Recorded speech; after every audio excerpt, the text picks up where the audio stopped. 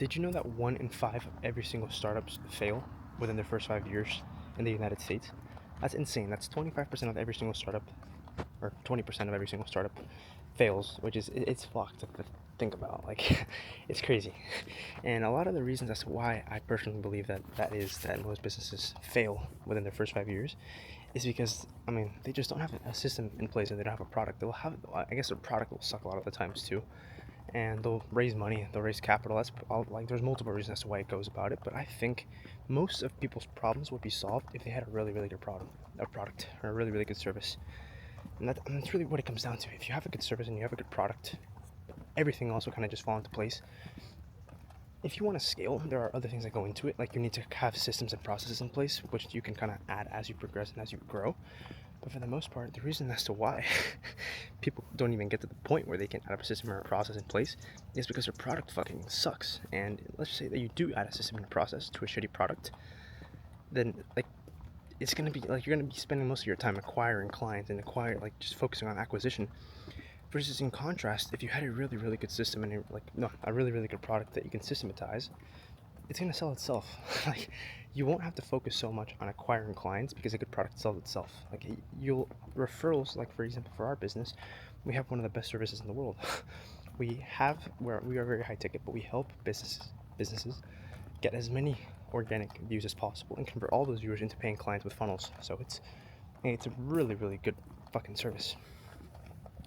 And most of our focus doesn't go into acquisition because our clients refer us because they're like, man, these guys are fucking good. So, like, just they want to tell their friends about us, and that's how most of our clients have come into fruition. We aren't running any ads yet. We are going to be starting soon. But the reason as to why we've been able to scale to $180,000 per month in monthly recurring revenue is because we just have a super duper good we have a really, really good product in place. Like, we really just do. And once you have a good product in place, that's when you can add other systems and processes. You can automate certain things. You can put people in place. You can basically scaffold everything and scale past that. Like, I don't know. There's tons of different things that I'm running into as I progress and as I grow. I guess you could say, like, as a business owner, or like as someone who understands the game of business, when who's playing the game of business, that there are just certain things that you need to cut to make things more scalable and more like systematic. Because at the end of the day, something that I personally see is, if you really want to have a well-organized, well-run business, it's going to be a lot like a car line in a lot of ways, where you need to basically have things running automatically without you having to constantly be overlooking it. One of the things that we're going to be rolling out once we are scaling, because the way that our operations are going to be operating at scale, is going to be pods. We're going to be having teams in place, and we're going to be having the teams, or the clients that are being serviced by that team, fill out a survey at the end of each month, basically telling us what they would rate everything, like what they rate the communication, like what they rate the videos, what they rate the scripts, and basically rating everything and giving us a quality check. That way we can go based off a point-based system. So whenever a pod scores like a super duper low score for a specific area, like let's just say that the communication was bad, then we know the person that we need to point at is a client success manager, because they're in charge of communication.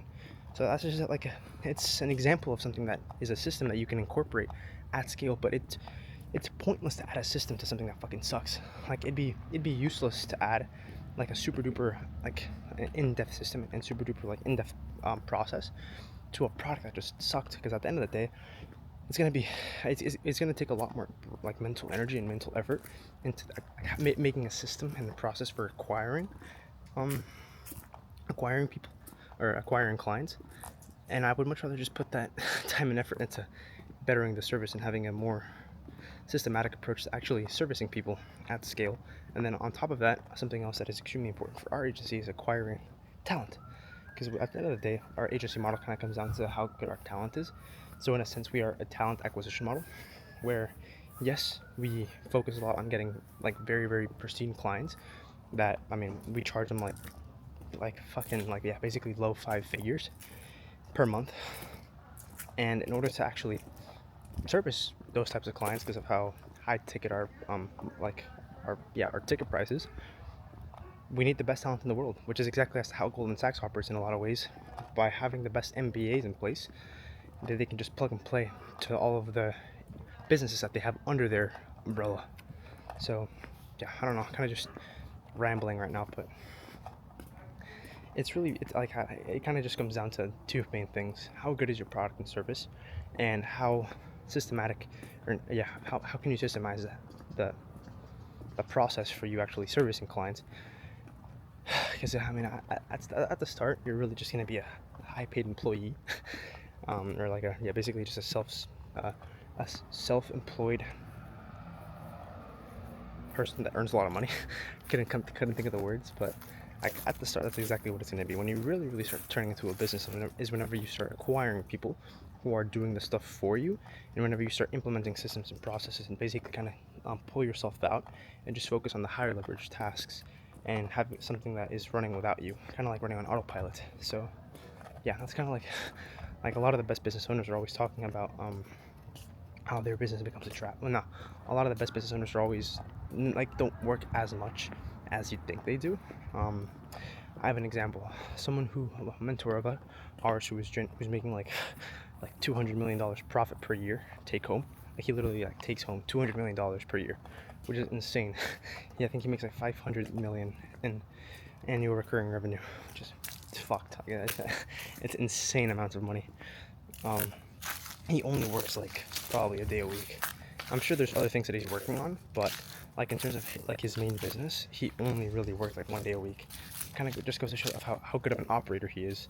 Because if your business can bring in $200 million per year in annual, or $200 million profit in annual recurring profit, it's because you have set up something that runs in autopilot that doesn't really require you to be in place. And what does he actually do to have his business run on autopilot? I think he's just very careful with who he has overlooking everything, and who his C suites are, who are basically kind of just like the heads of department, and who are basically having everything running smoothly.